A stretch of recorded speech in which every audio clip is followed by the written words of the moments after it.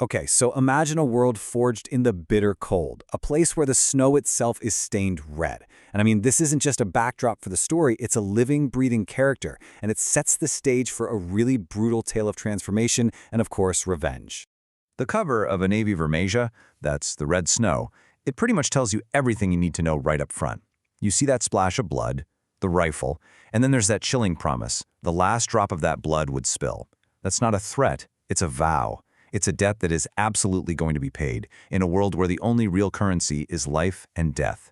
But before we dive into all the blood and revenge, we've got to understand the world where it all happens. And it really all starts with this one question.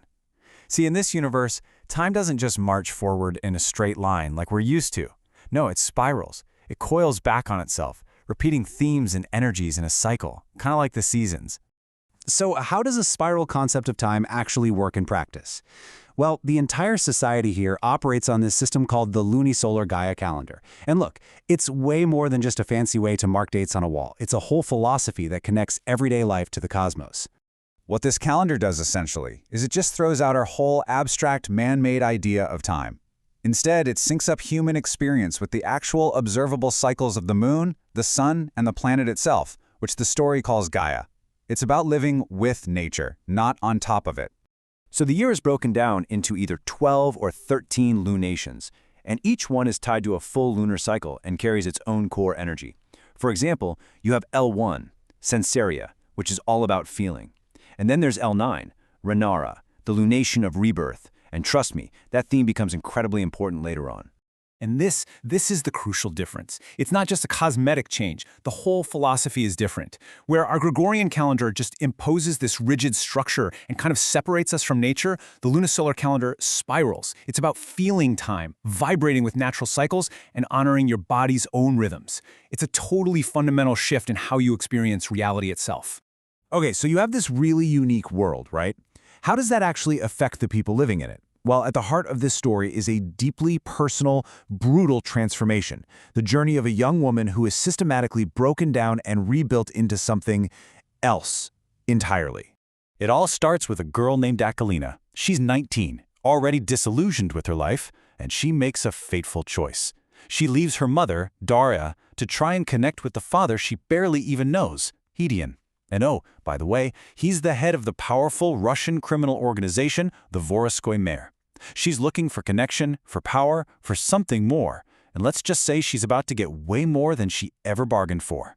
Her entire life gets turned upside down over the course of 5 solar cycles. She arrives in 2873, and for the next 5 years, she's molded into this elite warrior by her father's right-hand man, Rurik. But in 2878, all that trust is just shattered. She's betrayed, put through this horrific experiment, and a year later, she doesn't reemerge as Akalina. She comes back as Trix, a living weapon forged in betrayal and honed for one single purpose: revenge. That moment of betrayal is the absolute turning point. I mean, this is it. This is the moment Akalina, the girl, effectively dies, and Trix begins to form. It's the crucible that just burns away her old identity and forges a brand new one from the ashes. I mean, just imagine this. She wakes up, completely drugged and disoriented, only to find herself strapped to a medical table. And she finds out she's now the subject of something called Experiment 86. They're not just training her anymore. They are literally remaking her from the inside out, turning her into the perfect living weapon. And who's overseeing this whole nightmare? Rurik, her mentor, the man who trained her for 5 long years. As she's lying there, totally helpless, he delivers this absolutely devastating line: "I never considered you one of us." The betrayal isn't just physical. It's this deep, soul-crushing wound from the one person she trusted in that world. And just when you think it can't possibly get any worse, it does. As a final, twisted lesson, Rurik makes her watch a video, and on that screen, she sees him brutally murdering her mother, Daria.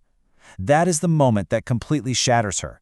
It is the final, cruel act that erases the last trace of Akalina and solidifies the cold, vengeful purpose of Trix. So, what happens when you forge a weapon in that kind of fire? Well, eventually, you point it back at its creators. Almost 2 solar cycles later, the weapon returns home, and the stage is set for a very, very bloody reunion, a reckoning in the snow. Trix slips back into the very fortress where she was raised and then broken. And get this, she's armed with a custom rifle, a gift from Rurik himself, of all people, ironically named I See You. She knows their fortress, she knows their weaknesses, and she has come to collect her debt. The confrontation is just as swift and brutal as you'd expect. She gets to her father's office. Her first move? It's against her betrayer. A dagger flies through the air, pinning Rurik's hand right to the wall. The fight is pure chaos, this vicious, personal struggle between Trix and Rurik. And her father, Hideon, he just watches. It's almost like it's some kind of test. Then, at a critical moment, he raises his gun and fires. But not at the intruder. He fires at his own daughter. But a single gunshot is not nearly enough to stop her now.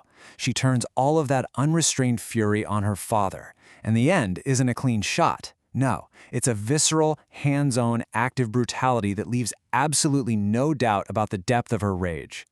And this is why. This single line sums up her entire motivation. In the world of the Vorovskoy Mir and deep in the soul of Trix, some wounds are just so deep that only one thing can ever cleanse them. Only blood could pay for the scars. And this is what comes out of all that fire and betrayal and revenge. She is no longer the disillusioned girl Akalina. This is Trix, the alpha wolf. You can just see it in her cold, unbroken gaze. She hasn't just survived. She has remade herself into the absolute apex predator of her world. But, killing the king is never the end of the story, is it? So what comes next? Well, the aftermath of her revenge ripples outward, and it changes not only her own destiny, but the entire power structure of the criminal underworld. And it hints at a much, much larger universe at play here. And here's the ultimate twist, the ultimate irony. In his will, her father names her as his successor. So, by destroying him, she inherits his throne. She becomes the new Mataka, the supreme matriarchal leader of the entire global organization. She came for revenge, but she walked away with an empire. Now, what's really cool about all this is that this intense, self-contained story of revenge is actually just one piece of a much bigger puzzle. Neve Vermelha is part of a series called Fragmented Universes, which connects characters and plotlines across different stories to build this really rich, interconnected world. Which leaves us with this final thought. Trix has her revenge. She has the throne. But in a world where time is a spiral and rebirth is a core energy of the universe, is this victory truly an ending? Or by seizing power through such a brutal act, has she just kicked off a brand new, maybe even more dangerous cycle?